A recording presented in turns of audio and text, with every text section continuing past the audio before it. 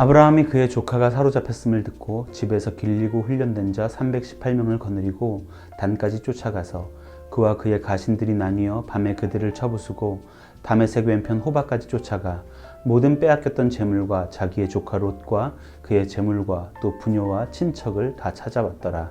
아멘. 아브라함의 선택을 보여줬던 성경은 롯이 어떻게 되는지, 그의 선택은 어땠는지에 대해서 시선을 돌려서 보여주고 있습니다. 롯은 눈에 좋아 보이는 소알 땅을 택했었습니다.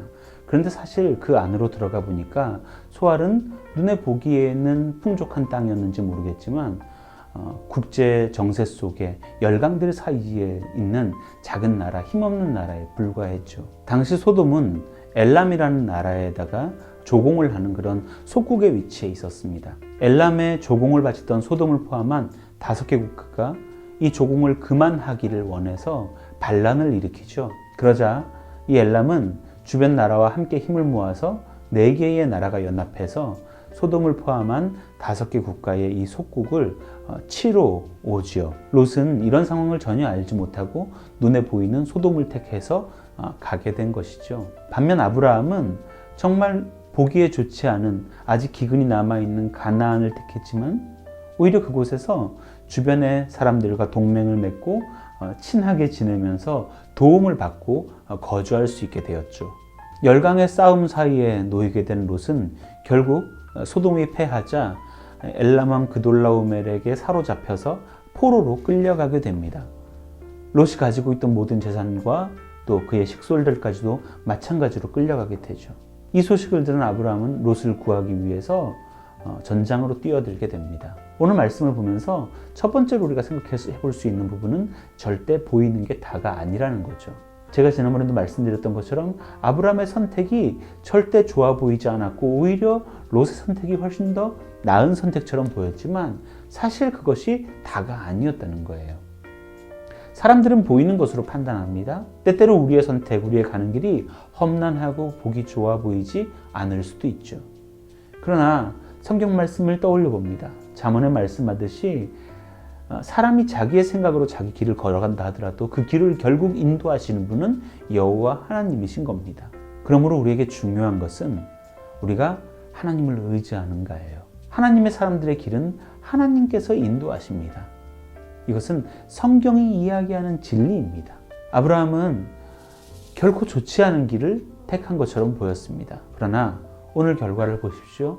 그렇지 않았죠.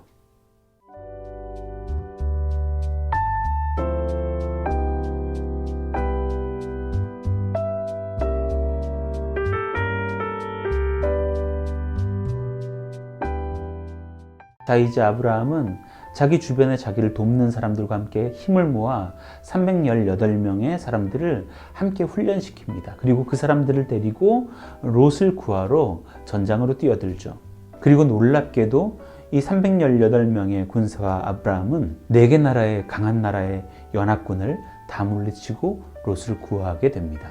이 엘람 왕 그돌라오멜을 포함한 4개 나라의 연합국들은 결코 바보들이 아니었습니다. 그들은 군사력도 있었거니와 소돔을 지략으로 물리칠 정도의 지혜도 가지고 있는 사람들이었어요. 그런 나라들이었습니다. 그런데 아브라함이 겨우 300명이 남짓한 군사로 그들을 이긴 거예요. 여러분, 이 말씀을 보면서 어떤 생각이 드십니까? 하나님의 사람들이 믿음으로 하나님의 길을 걸어갈 때 하나님은 그들을 이기게 하십니다. 이기게 하실 뿐 아니라 그들을 통하여 생명을 살려내십니다. 이것이 하나님을 믿는 사람들의 삶 안에 있는 비밀이에요. 우리는 우리 하나의 생명을 부지하기 위해서 이 땅에 온 것이 아닙니다. 우리의 길을 걸어가고 있는 게 아니에요.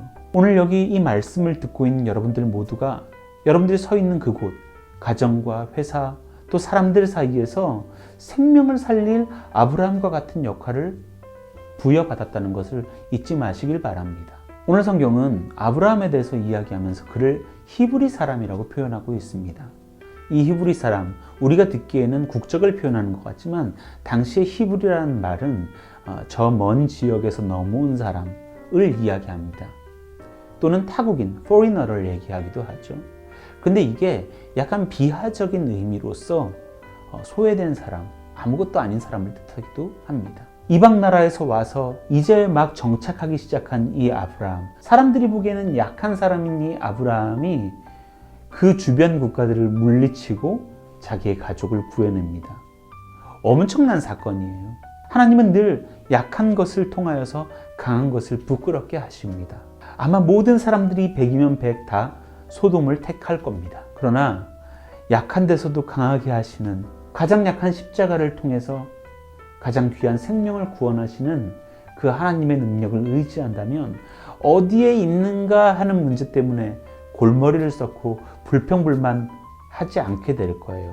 우리가 가는 어디에서나 우리는 하나님의 사도로서 생명을 살리는 사람으로서 살게 될 테니까요. 오늘 우리가 처한 상황이 치열한 전쟁터 같다 할지라도 우리를 보내신 그 하나님의 신실하신 손을 의지하며 살아가기를 원합니다. 날이 저물어 갈 때, 광야에 서 있을 때, 그때 여호와 일의 하나님을 만나게 되는 그런 역사가 우리 모두에게 있기를 원합니다. 기도하겠습니다. 하나님, 우리가 서 있는 그곳에 하나님이 우리를 보내신 주, 서 있는 곳에서 하나님의 역사를 이루는, 생명을 살리는 그러한 우리들 될 수 있도록 주여 복 내려 주시옵소서. 예수님 이름으로 기도합니다. 아멘.